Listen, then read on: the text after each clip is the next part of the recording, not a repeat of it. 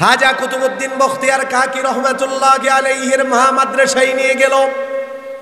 নেওয়ার পরে হুজুরকে বলল, হুজুর আমার ছেলেটাকে প্রথম দিনের সবক আপনি পড়িয়ে দেন। হুজুর প্রথম দিনের সবক খাজা কুতুবউদ্দিনকে পড়িয়ে দিল। বাবা পড়ো, আউযু বিল্লাহি মিনাশ শাইতানির রাজীম, বিসমিল্লাহির রহমানির রহিম। এটাই তো প্রথম দিনের সবক। আপনারা যখন মদিনাতুল উলুম মাদ্রাসায় আপনারা আপনাদের সন্তানকে এনে দিবেন, এই মাদ্রাসার হুজুর মাওলানা আবু মুসা সাহেব সহ আরো যারা আছে তারা কিন্তু এই সবকটাই পড়িয়ে দিবে।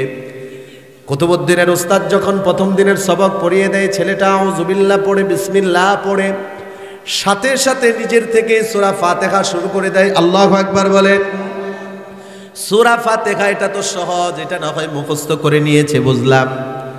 6 বছরের বাচ্চা খাজা কুতুবউদ্দিন বখতিয়ার কাকি সূরা ফাতিহা শেষ করার পরে সূরা বাকারা শুরু করে দিয়েছে। 1 পারা, 2 পারা, 3 পারা, 15 পারা, 16 পারা, 17 পারা কোরআন মুখস্থ হুজুরকে শুনিয়ে দিয়েছে। হুজুর এবার খাজা কুতুবউদ্দিন বখতিয়ার মার কাকি তার মাকে বলে, হুজুর বলে আপনি আমার সাথে মজা করতে এসেছেন, ছেলে আপনার 17 পারা কোরআনের হাফেজ আপনি নিয়ে এসেছেন প্রথম দিনের সবক পড়ানোর জন্য, মজা করেন। কুতুবউদ্দিন বখতিয়ার কাকির মা বলে, আল্লাহর কসম বলে করে বলি হুজুর আমার ছেলে 17 পারা কোরআনের হাফেজ, এটা আমি মা কখনো জানতাম না। কিভাবে হয়েছে আমি জানি না, আজও পর্যন্ত তাকে কোনো বক্তব্য নেওয়া হয়নি, মাদ্রাসায় নেওয়া হয়নি। কিভাবে হয়েছে তাহলে ছেলেকে প্রশ্ন করা হলো।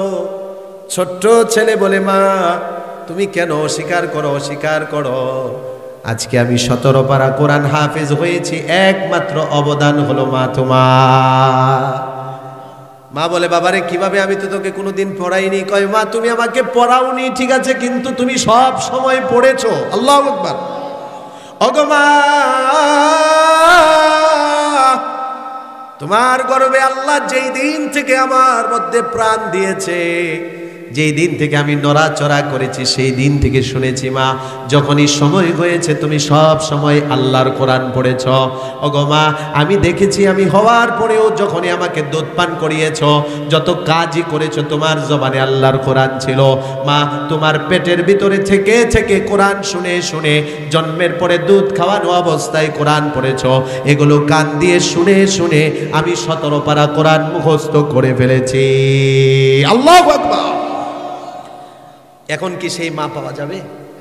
এখন গর্বে আসলে প্রথম স্বামীর কাছে দাবি থাকে, ওগো প্রাণের স্বামী তুমি তো বাবা হতে চলেছ। স্বামীও খুশি, আচ্ছা ঠিক আছে, তো তোমাকে কি দিতে হবে? 36 ইঞ্চি একটা টিভি আমার ঘরে এনে দাও। সময় কাটবে না, আমি তো এখন প্রেগনেন্ট, বাহিরে যেতে পারবো না, আমার তো আর বাহিরে যাওয়ার এখন সময় নেই, সারাদিন ঘরে বসে বসে কি করব, আমার জন্য একটা 36 ইঞ্চি টিভি এনে দাও। আর যদি টিভি থাকে তাহলে আমাদের সমাজের অনেক মা বোনেরা প্রেগনেন্ট হওয়ার পরে স্বামীর কাছে দাবি করে, তোমার তো একটা বড় মোবাইল আছে, আমাকে একটা বড় টাচ মোবাইল দাও, আমি একটু ঘরে বসে বসে সময় কাটাই। আছে কি না? এই দাবি হয় কি না?